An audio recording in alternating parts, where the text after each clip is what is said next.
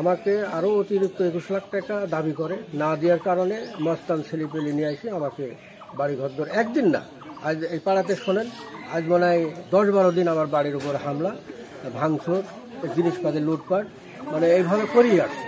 আর রাত্রি এই ঘটনা, আজকে রাত এশার নামাজের সময় এই ঘটনা। আমি বাসায় ছিলাম না, আমার গিন্নি একা ছিল, আমার ছোটো ছেলেও ছিল না।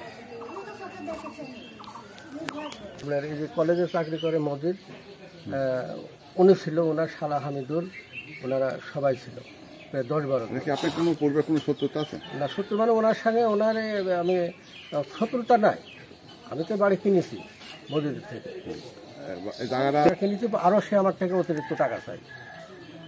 এটা রেস জায়গা, মালিকানা জায়গা না। আমি আজ 1-1.5 বছর হলো বাড়িতে উঠেছি, বাড়িতে বসবাস করছি। ঘটনা, আমি রাজনীতি করুন, ব্যবসা করি, মানে কোনো রাজনীতি কোনো চক্রান্ত নাই? না, রাজনীতি চক্রান্ত নাই, কিন্তু